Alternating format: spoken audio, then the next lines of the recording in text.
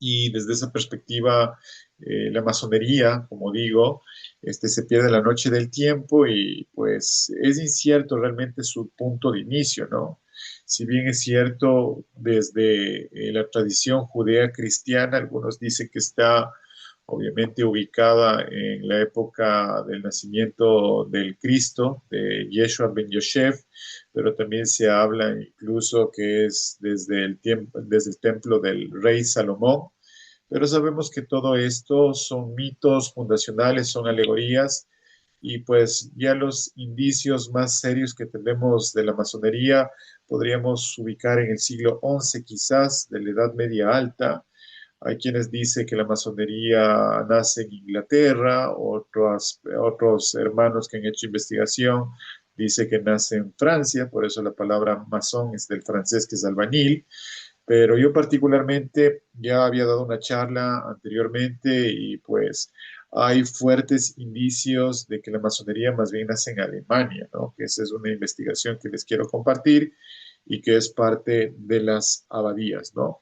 De todas formas, en la Edad Media Alta, siglo XI, se plantea que Europa vive un oscurantismo y en ese oscurantismo obviamente hay una serie de asociaciones como los orfebres, como los carpinteros, los que hacen metalurgia, y obviamente el tema de los masones, que son los constructores, también es un gremio muy importante.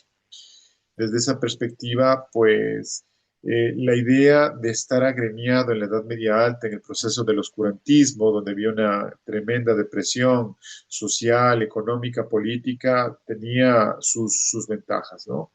Por lo que la corporación de canteros, de constructores, era una de las más, digamos, cohesionadas, y ellos no solo eran esta gremiación, sino que también les servía para poder sortear la crisis económica del oscurantismo, ¿no? Desde esa perspectiva y avanzando, primero yo lo que quisiera es ir a la parte fundacional. Siempre que nosotros queremos estudiar algo, tenemos que ir a la base semántica, como decimos los lingüistas, a la base, digamos, del concepto desde una perspectiva ontológica.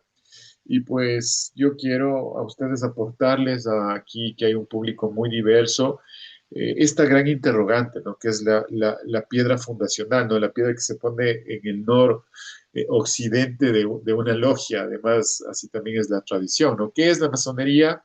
La masonería o la francmasonería es una institución universal. Obviamente sabemos que se encuentra en gran parte del globo terrestre, esencialmente ética. Esta es la base fundamental de la masonería, filosófica e iniciática, ¿no? Cuya estructura fundamental la constituye un sistema educativo, porque es un sistema de transferencia de conocimientos, obviamente que trabaja desde la perspectiva simbólica, ¿no? Para el maestro Jung, que es un psiquiatra suizo, pues plantea que el símbolo es un conocimiento trascendental que está encubierto. Entonces, esa es la masonería. Como vemos, la masonería es una escuela de perfeccionamiento individual que básicamente tiene una esencia desde la cuestión ética y filosófica. El anterior domingo que nos reunimos, que ya les escuché también que habían hablado, nosotros tuvimos una ceremonia Rosa Cruz y tuvimos una ceremonia masónica. Eso también fue positivo porque quienes vivieron las dos ceremonias vieron que la ceremonia masónica es más estacional, trabaja mucho en la cuestión intelectual, la cuestión filosófica, mientras que en la cuestión del rosacrucismo es una cuestión más metafísica, más de meditación, más espiritual. Obviamente la masonería trabaja a partir del conocimiento de la espiritualidad, pero desde una perspectiva histórica, científica, filosófica, ¿no? Para no, pues, decantarse en una fe irreflexiva.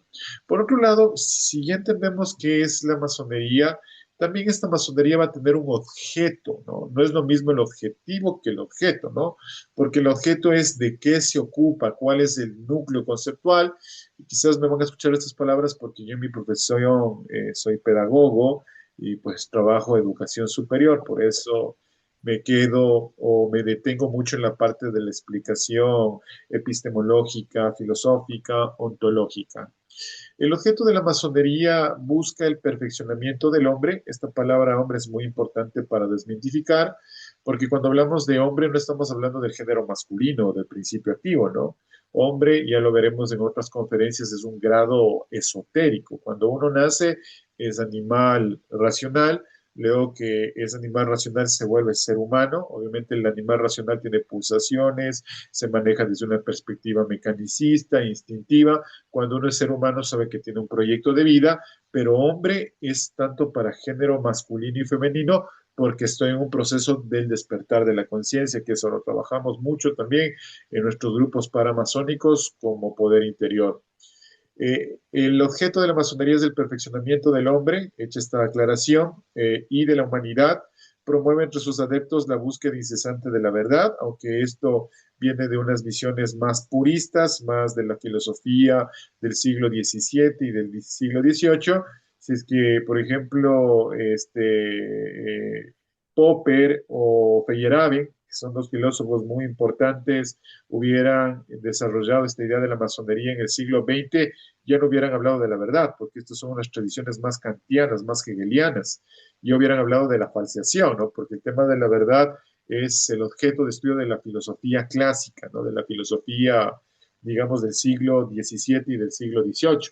Por eso, como aquí toma un auge la masonería, dice que es la búsqueda incesante de la verdad, yo ya estoy cuestionado de que sea la verdad, también se puede hacer la falseación, el conocimiento de sí mismo y del hombre, ya sabemos que es esto del hombre en grado esotérico, en el medio que vive y convive para alcanzar la fraternidad universal y el género humano. Ustedes en masonería van a encontrar ciertas palabras que simplemente, valga la tautología, no son palabras, ¿no? Sino que son conceptos, son categorías de análisis, ¿no? Por ejemplo, una de las categorías importantes para la masonería es la fraternidad. La fraternidad es este sentimiento de poder aceptar no solo a mi semejante, sino a mi diferente, reconocerlos con sus diferencias, con sus puntos de vista políticos, con sus puntos de vista ideológicos, religiosos, y aún así, pues, poder respetar su punto de vista y construir, obviamente, una convivencia que es muy importante. Esa es la fraternidad. Bien.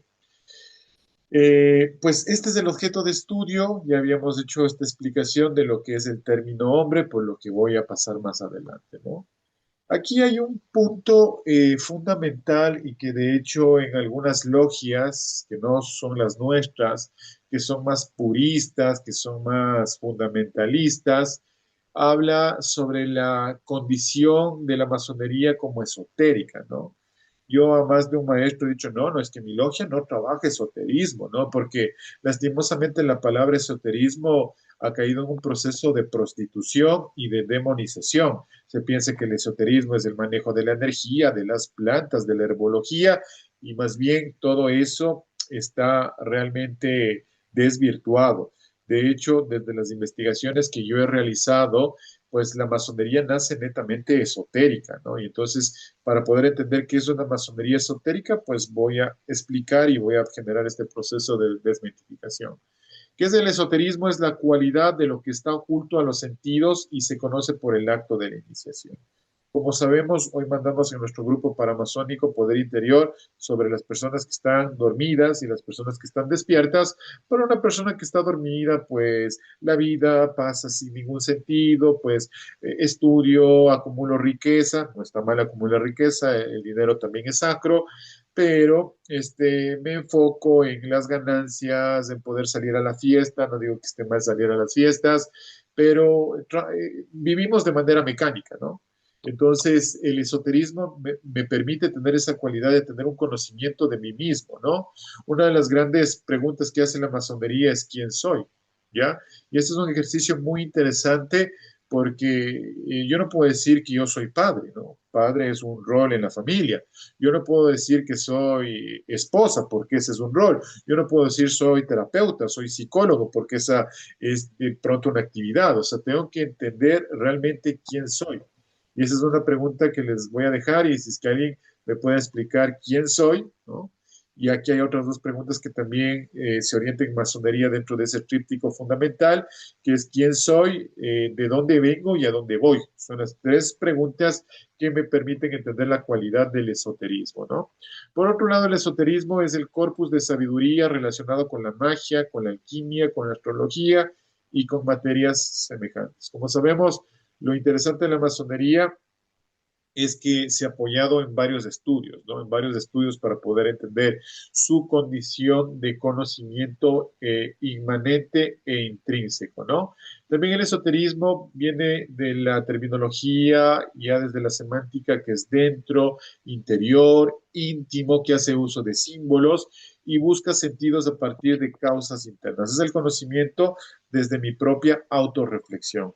Por eso es importante cuando uno está en este despertar de la conciencia y en este trabajo en las órdenes iniciáticas, obviamente activar dos palabras que quizás ahora no muchos me entenderán, pero les pido que anoten para que investiguen, que es el tema del autorrecuerdo y el tema de la autoobservación. Autorrecuerdo y autoobservación es tratar de sacar estos conocimientos que ya no solo están en los libros de Terrones o en los libros de Lavanini, que son autores muy importantes en la masonería, sino que viene desde mi conocimiento y desde mis memorias para quienes quieran creer en la transmutación y en la transmigración del alma. Bien, el esoterismo es contrario al exoterismo, que es con X, y el exoterismo es el conocimiento vulgar, el conocimiento que está para todos, el que trabaja en las causas externas y es el público en común y en general. Me gustaría mucho en algún momento dar una charla, porque la tengo preparada, de un método del esoterismo judeo cristiano que se llama el Pardés.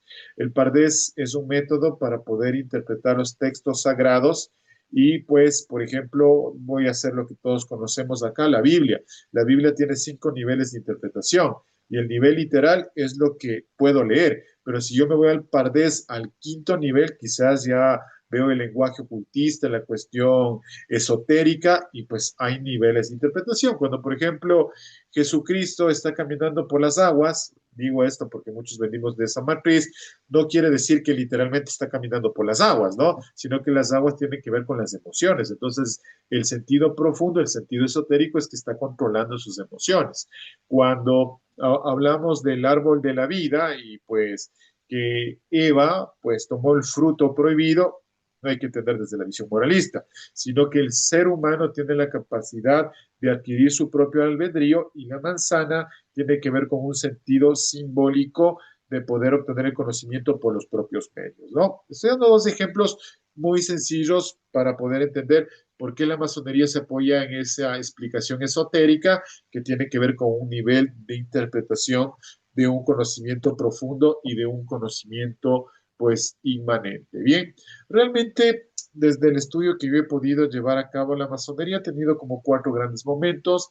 La masonería operativa, que surge en la Corporación de Canteros del siglo XI, es decir, los masones que iban devastando en la piedra con el mazo y con el cincel y que estaban encargados de poder levantar las catedrales góticas de la Edad Media Alta. Luego tenemos los masones libres y aceptados, ya no son, digamos, canteros que son picapedreros, sino que son personas que se suman desde la cuestión del conocimiento, desde la filosofía, desde la ciencia, y pues ahí tenemos exponentes muy interesantes, tanto de la música, de la arquitectura, del renacimiento, pues son esos masones que no son operativos, sino que trabajan con el pensamiento. Luego tenemos la masonería especulativa, que se difunde a gente que no necesariamente está en el campo de la ciencia, sino que puede ser, por ejemplo, un arquitecto, podría también ser un contador o una persona que está dentro del espacio cotidiano.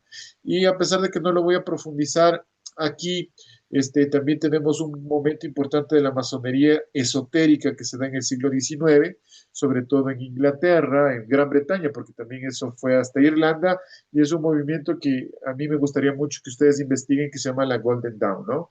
Que es la Orden del Alba Dorado, donde confluyeron rosacruces, masones, martinistas, teósofos, y aquí hay una explosión importante del conocimiento profundo. Dalmonte dice que el esoterismo masónico no riñe con los sistemas filosóficos ni con los científicos. Como sabemos, cada ámbito tiene su propio lenguaje, su propio método de aproximación al conocimiento. Obviamente la ciencia tiene el método científico, obviamente las órdenes iniciáticas tienen los métodos simbólicos y esotéricos. Por eso aquí dice Dalmonte, la ciencia tiene su lenguaje propio, un método particular. El esoterismo masónico tiene otro lenguaje, la ciencia no es simbólica, es positiva, su método no es iniciático. Por eso no está bien cuando nosotros queremos equiparar ciertas ideas en la parte iniciática para darles respuestas científicas, ¿no? Hay que entender que esto se trabaja de forma alegórica, por eso Carl Gustav Jung decía que los mitos o las mitologías no hay que verlos solo como literatura fantástica, sino también hay que ver su capacidad de sentido figurado y alegórico para poder tener un conocimiento trascendental, ¿no? Por ejemplo, la psicología utilizó mucho el tema de los mitos, ¿no? Cuando hablamos del complejo de Edipo o el complejo de Electra para poder ir explicando ciertas patologías en la cuestión psicológica. Bien, avanzamos. Bueno, lo que nos convoca el día de hoy hablar es sobre masonería en la sociedad del conocimiento. Primero quería dar una idea general, ¿no es cierto? Y pues básicamente en la parte de la masonería tiene algunas escuelas, si bien es cierto que está basado en la cuestión de la parte del pensamiento judeo-cristiano, también está influenciado en el pitagorismo. Por eso, cuando nosotros tenemos de segundo grado, la masonería tiene tres grados simbólicos, que es el aprendiz, el compañero y el maestro. Por ejemplo, en el grado de compañero se trabaja todo lo que es la geometría sagrada, ¿no? Y obviamente aquí los pitagóricos son muy importantes.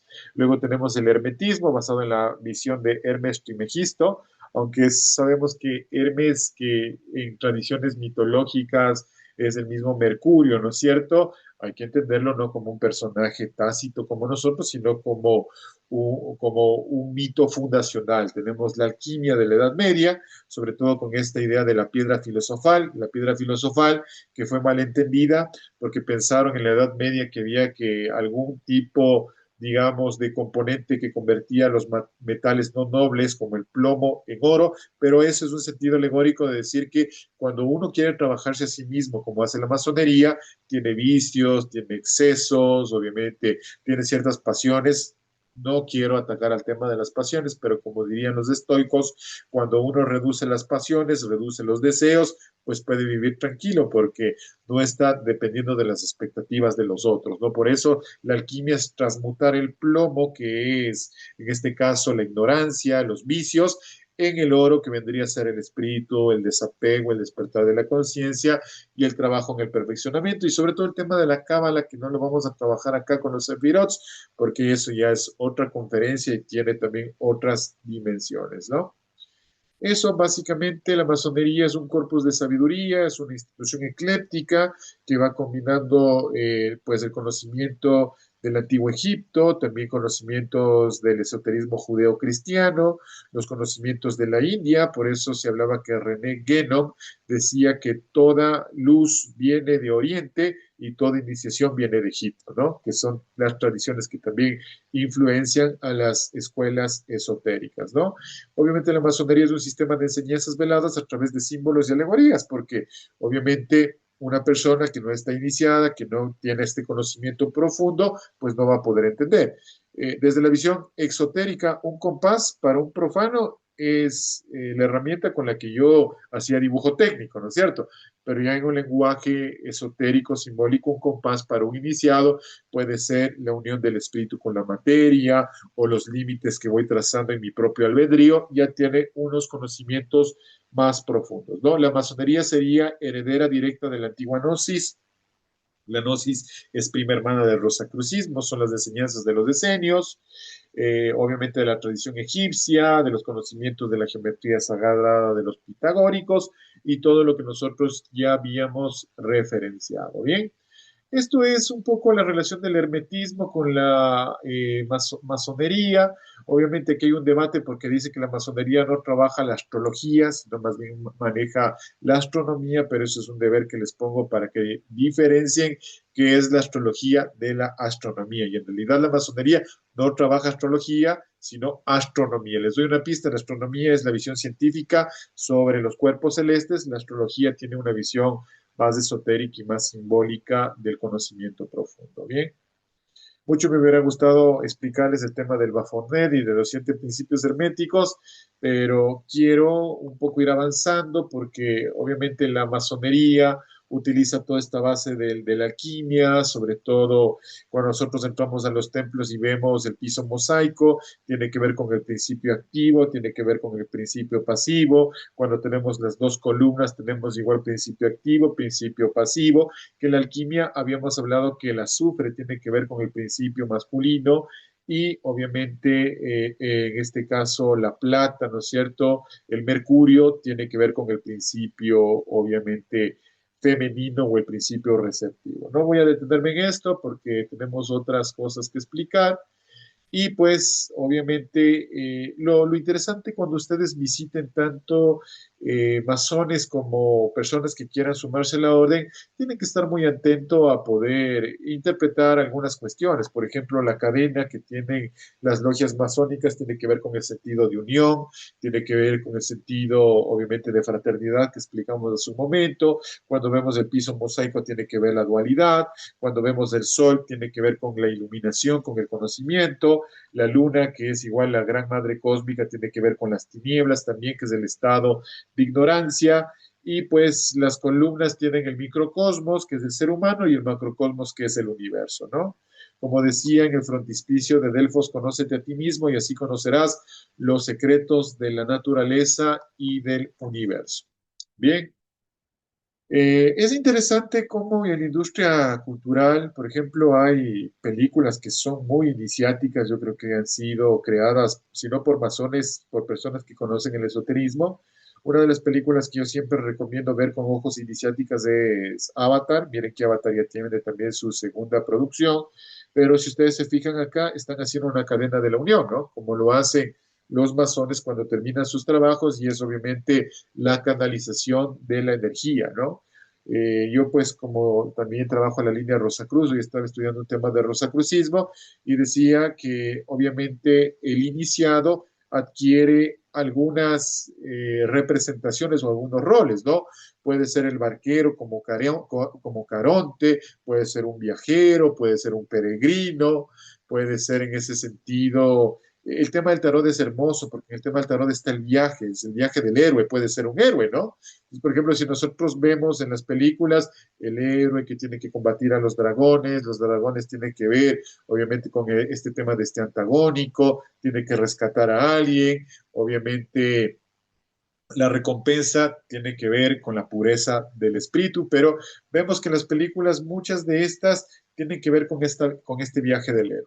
Bien, la masonería en la sociedad del conocimiento, esto ya es combinar un tema iniciático con una cuestión que viene ya más del pensamiento científico. Veo que se me cerró la diapositiva. No se preocupen porque la volvemos a abrir, ¿no es cierto? Veamos cómo está esto. Sí, sí, estamos bien, perfecto. Entonces, obviamente queríamos atar este tema de la masonería con la cuestión de la sociedad del conocimiento y obviamente yo les decía que pues esto es trasladar un tema que se trabaja dentro de la visión del pensamiento científico con la cuestión iniciática, ¿no? La sociedad del conocimiento es un tipo de sociedad que pues quiso explicar en la década de los 60 del siglo XX los cambios de las sociedades industriales, sobre todo a través de los procesos de mecanización, a través de la emergencia del Internet, la tecnología. Muchos piensan que el Internet es propio de la década de los 90, cuando el Internet es de la década de los 60 y es un proyecto del Departamento de Seguridad y Defensa de los Estados Unidos, ¿no? Hay un autor que se llama Peter Drucker y él hablaba de la sociedad del conocimiento como este escenario que hace posible las nuevas dinámicas económicas, ¿no? Esto es súper profundo desde la perspectiva sociológica, desde la perspectiva antropológica, porque estamos dando paso de una economía de bienes tangibles a una economía de bienes no tangibles, ¿no? Y uno puede decir, ¿y esto con qué se come con la masonería, no? Porque diría que tiene que ver dos temas que vienen de disciplinas diferentes y por eso es esta charla que estamos dando, porque una de las invitaciones que hacemos los masones en orientes como la Gran Logia Suramericana es que no podemos pensar la masonería de 1717 o de 1723, que son dos ámbitos muy importantes para el tema de la masonería, porque obviamente la masonería, ¿cómo surge? Surge como una institución patriarcal, surge de alguna manera ligado a los intereses, obviamente, de las monarquías. Sabemos que hay varios personajes de las monarquías que estuvieron en la parte de la masonería y pues no aceptaban el tema de mujeres, no aceptaban el tema de minusválidos. Entonces, desde esa perspectiva, como dice Bauman, ¿no es cierto? Si la sociedad es líquida, si la sociedad es cambiante, pues la masonería también tiene que evolucionar. No podemos tener la masonería de hace 300 años. Por ejemplo, el tema de la pandemia vino a dar una lección muy importante porque de pronto todos estuvimos confinados y entonces no podíamos hacer tenidas presenciales. Entonces se trabajó mucho el tema de las charlas, de las tenidas a través del Zoom. Entonces, esto que estamos haciendo en este momento, esta charla, este webinar, es una expresión de que la masonería también tiene que estar acorde a los tiempos de una sociedad red o de una sociedad interconectada, ¿no? Daniel Bell hablaba de la sociedad del conocimiento como una sociedad postcapitalista en donde la principal mercancía es el conocimiento. Y esto tiene plena consonancia con la masonería porque la masonería lo que trabaja es obviamente el pensamiento crítico y el pensamiento reflexivo. Bien, la sociedad del conocimiento se basa en estos 5 principios. La información y el conocimiento es la principal materia prima. En masonería, la información y el conocimiento son la principal materia prima, obviamente, como nosotros sabemos. Por eso nosotros estamos consagrados al estudio, a la lectura, a la reflexión. Encaja netamente con el tema, obviamente, de la sociedad del conocimiento. El modelo económico está basado en servicios y en bienes intangibles. Eso tiene que ver con las 4 revoluciones industriales. Las redes y la información permiten la interconexión y la expansión del conocimiento. Miren que en esta era de la información ahora se puede tener conocimiento de cómo trabajan otros orientes, de cómo se publican revistas en otros orientes, y eso obviamente nos beneficiamos también los masones. Más bien una potencia y una logia que no trabaja este tema de redes de conocimiento está quedando relegada y está quedando marginada. Sobre todo en la parte economicista hablamos de una flexibilidad horaria. Ya nos había comentado nuestra venerable maestra Catita que nosotros trabajamos 2 veces al mes, un día miércoles virtual y un día domingo al mes presencial, porque obviamente tenemos que tener flexibilidad, porque ahora nosotros tenemos varias actividades como profesionales, como padres, como parejas, como hermanos, todo lo que ustedes quieran decir, y también la flexibilidad dentro del tema de la masonería. Y sobre todo la cuestión de la economía virtual. Nosotros, por ejemplo, en nuestras potencias hemos implementado el trabajo en aulas virtuales para que las personas puedan ver videos, puedan descargar lecturas, y esa economía de los bienes no tangibles entra dentro de esta perspectiva de la masonería. Bien, la pregunta que siempre se plantea, ¿cómo mismo tenemos que llamar a este tipo de sociedad? ¿Sociedad de la información, sociedad del conocimiento o sociedad red? Manuel Castells, que es uno de los sociólogos más importantes que ha trabajado este tema, dice que lo adecuado es llamar sociedad red, porque información siempre hubo en todas las sociedades en las diferentes etapas históricas. Más bien, ahora puede haber un tipo de información más expandida, ¿no? Conocimiento también en el paleolítico, en la parte de la sociedad feudal, de la sociedad del esclavismo primitivo, hubo conocimiento, quizás en menos medida que ahora, por el Internet, pero lo correcto es llamar sociedad red, porque es una sociedad interconectada. Y miren ahora que tenemos la realidad virtual, la realidad aumentada, el Big Data, el Internet de las cosas, la inteligencia artificial, tenemos que trabajar, obviamente, con el tema, obviamente, del Internet y estas nuevas tecnologías. Obviamente, la masonería tiene que estar ubicada en una cuarta revolución industrial. La primera revolución industrial era la revolución que se da en el siglo XVIII, sobre todo a través de procesos de mecanización de la tecnología, pero era una tecnología basada en las fuerzas de la naturaleza. Por eso el tema del tren de vapor o, por ejemplo, el tema de los molinos, es la fuerza de la naturaleza quien genera esa producción. La segunda revolución está dada en el siglo XIX, sobre todo a través, aquí se da la electricidad, pues las formas de producción en masa, el Fordismo, el postfordismo. La tercera revolución es en la década de los 60 del siglo pasado, con la vinculación del Internet para expandir el conocimiento, pero hoy hablamos de una cuarta revolución en donde está centrado en sistemas digitales, en Internet de las cosas, en la robótica, nanotecnología, inteligencia artificial. No se sorprendan que por ahí haya un metaverso tipo Second Life o tipo videojuego en donde nosotros podamos asistir a tenidas virtuales a través de avatares, ¿no? O sea, ya es muy posible, si es que no lo hay. Ya el mismo hecho de estarlo pensando ahorita, ya alguien debe estarlo por implementar, ¿no?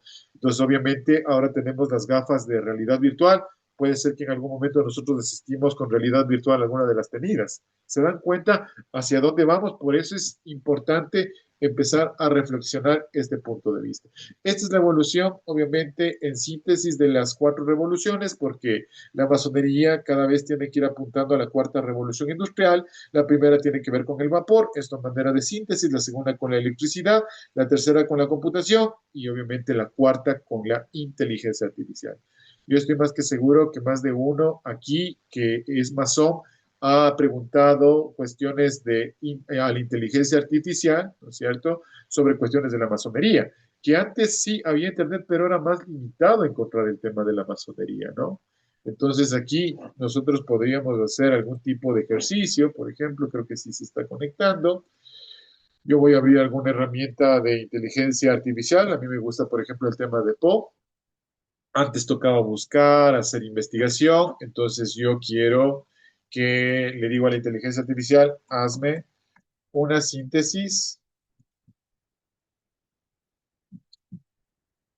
de los tres grados simbólicos de la masonería. Veamos qué me da. Miren, antes tocaba buscar en algunas fuentes no eran incluso fiables, y aquí me está dando los tres grados de la masonería simbólica, ¿no? Que es el aprendiz, el compañero y el maestro. ¿Cuánto me demoré? Creo que me demoré como unos 6, 7 segundos en escribir.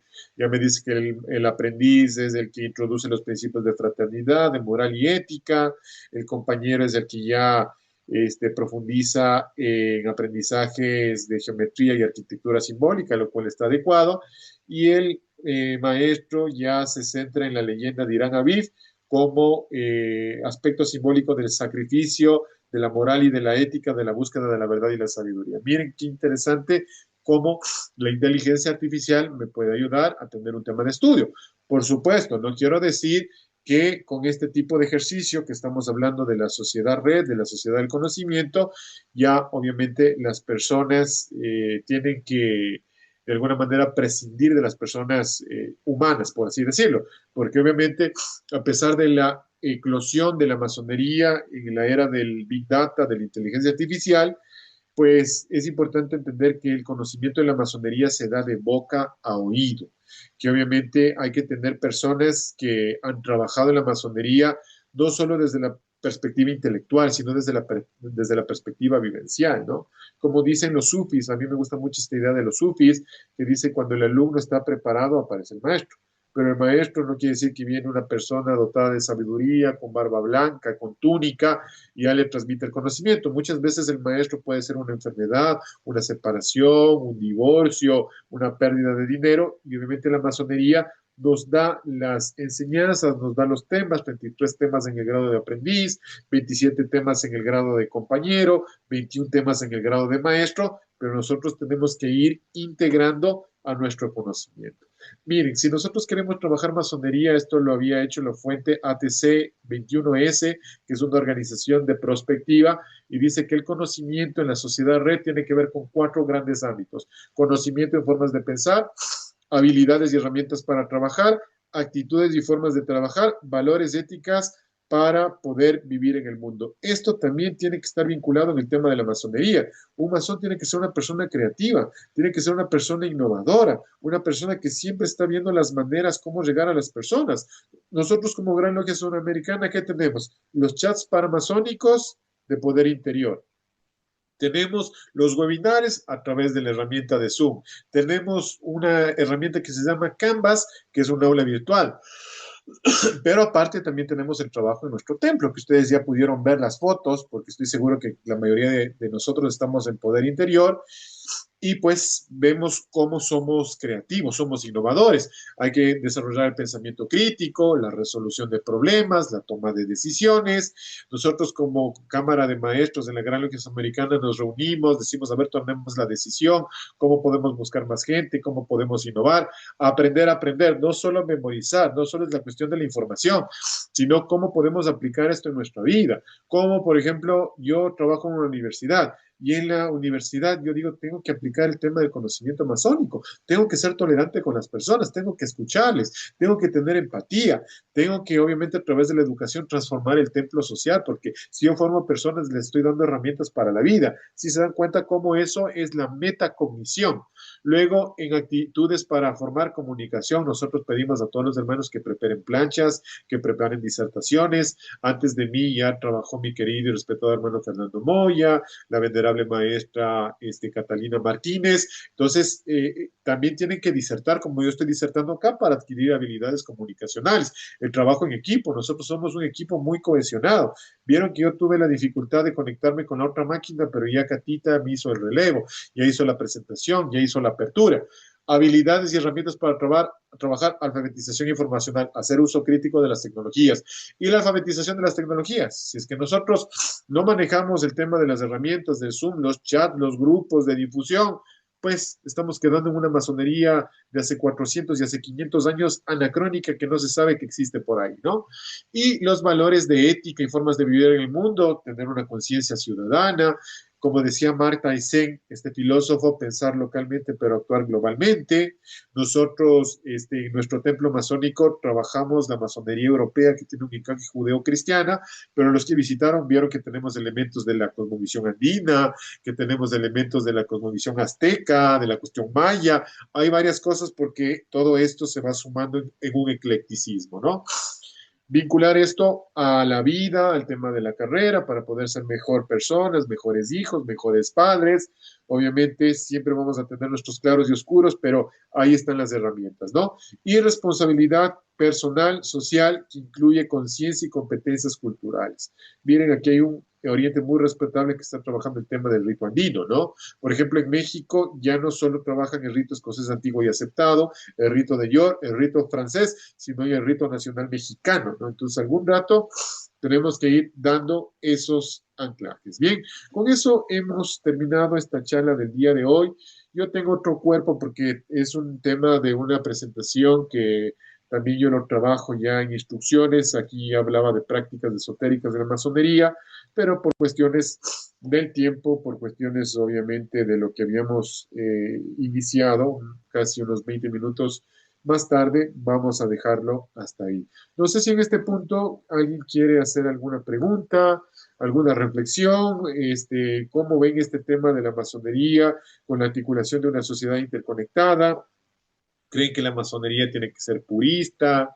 ¿La masonería tiene que preservar en cómo lo hizo pues, sacerdote protestante, ¿no? Que es James Anderson, si tiene que ser, cumplirse los landmarks, no ser solo de género masculino, porque sabemos que hombre no tiene que ver con la parte del género, o de pronto tiene que estar evolucionando con el tiempo. No sé, dudas, preguntas, inquietudes. ¿Alguien quiere hacer alguna reflexión? Pues no me quiero alargar y siempre es bueno establecer este diálogo. Igual invitarles a las personas que están sueltos en Orientes, que de pronto ya no les resuena el Oriente, porque antes de la palabra de nuestro venerable maestro, ya el Oriente de pronto se ha vuelto fanático, o en el Oriente donde estoy, ya en vez de encontrar este equilibrio y esta paz, encuentro más problemas, o si alguien no está iniciada y quiere de pronto ir profundizando con estas ideas, son más que bienvenidos. Tienes el uso de la palabra, venerable maestro. Gracias, ilustre poderoso hermano Andrés. Solamente saludar tu trabajo, una exposición muy clara sobre estos desafíos que enfrenta en la actualidad la masonería en la sociedad del conocimiento, con antecedentes, me están como dices, más sobre masonería. Siempre bienvenidos, siempre en nuestra logia. Para mí lo constituyo, pero más trascendental es la importancia del autoconocimiento, de la reflexión, del autoconocimiento, del recuerdo también, un proceso de crecimiento personal que se conjuga, desde mi parecer, muy claramente con la masonería, el Rosacruciano y cualquier otro que nos permita llegar a este autoconocimiento. Desde la Gran Logia, siempre brindando estos espacios para lograrlo. Y como hablábamos al inicio, como lo hablamos en nuestra tenida el fin de semana pasado, siendo la masonería una en el mundo, ese autoconocimiento tiene el sentido de transmitir a la sociedad en el templo social aquello que logramos en el templo personal, en el templo corazón, como el ilustre y poderoso maestro Andrés siempre. Así es que extender una vez más la invitación a todos para ser parte de este gran oriente. Una vez más, saludar tu trabajo, ilustre y poderoso hermano Andrés. Gracias, venerable maestra. Pues estamos ya cerrando el tema de la conferencia. Yo solo quiero dejarles en 2 minutos y medio un video sobre el tema de la masonería y el esoterismo, que fue la primera parte del cuerpo y que obviamente no se contrapone al tema de la masonería en la sociedad del conocimiento, porque sabemos que nosotros somos seres muy sensoriales y pues la parte visual y la parte auditiva siempre aportan. Masonería y esoterismo. ¿Qué es el esoterismo? Hay una parte de esoterismo en la masonería, es indudable, ya que parece incluso elemento esencial de la masonería. Todos los rituales masónicos se construyen a base de símbolos progresivamente desvelados al masón. A medida que avanza en la jerarquía de los grados, por ejemplo, el simbolismo del templo significa ante todo un lugar de trabajo y de fraternidad. Pero al mismo tiempo y a otro nivel de interpretación significa un templo que hay que elevar en nuestro propio corazón. Queda bien claro que la masonería no entra en disquisiciones religiosas. Se prohíbe hablar de las iglesias establecidas o se impide implantar en las logias un dogma cualquiera que a este respecto haya en la historia de la masonería, y particularmente en Francia e Italia, periodos lamentables para su reputación. Es algo que forma parte de inevitables accidentes históricos poco relevantes para poner en entredicho una inveterada tradición masónica.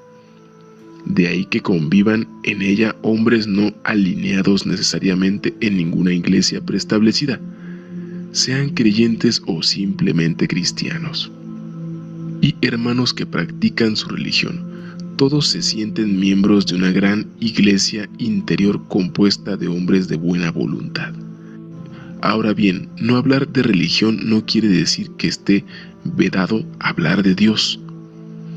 Considerados como tales, los masones ni practican las mancias, ni la magia, ni la espagiria. ni ninguna forma de ocultismo. Desde luego que hay masones dedicados a ciencias como por ejemplo la astrología, pero no en tanto que masones es el caso de Mártires de Pasquali, el fundador de la Orden de los Elegidos Coens, en la que se dispensaba una enseñanza determinada y donde también se practicaba una tuergia y por tanto evocaciones angélicas.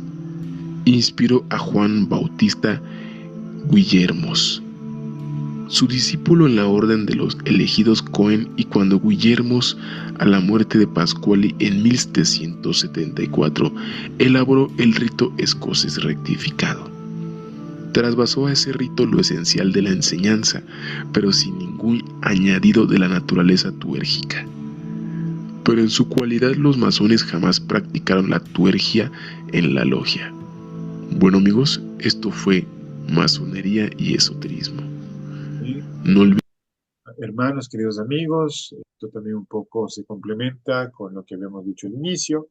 Obviamente la masonería sé que se haya dado en la tercera revolución, en la segunda revolución industrial, en la cuarta revolución industrial, tiene un sistema de enseñanzas y pues obviamente la cuestión del esotérico no tiene que ver con las magias, con las mancias, con la teurgia, cierto que aquí lo dice mal, sino tiene que ver con ese conocimiento de causas internas, con esa manera de poder ir interiorizando los diferentes temas que se abordan en cada uno de los grados, en cada una de las cámaras y esto cómo lo podemos desarrollar en nuestra vida.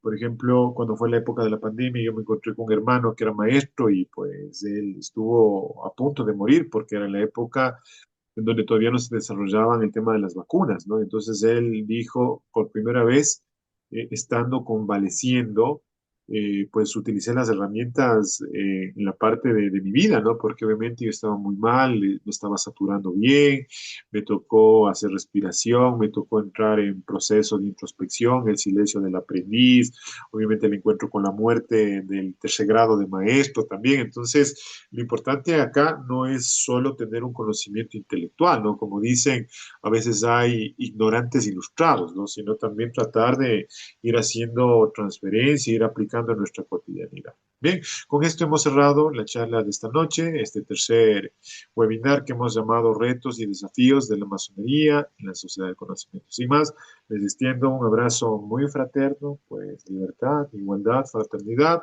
y como rezan los ritos ahí masónicos, que la belleza siempre reine en nuestros corazones, que la fuerza no sea jamás violencia y la sabiduría nos acompañe. Hasta pronto y una excelente noche. Hasta una próxima entrega.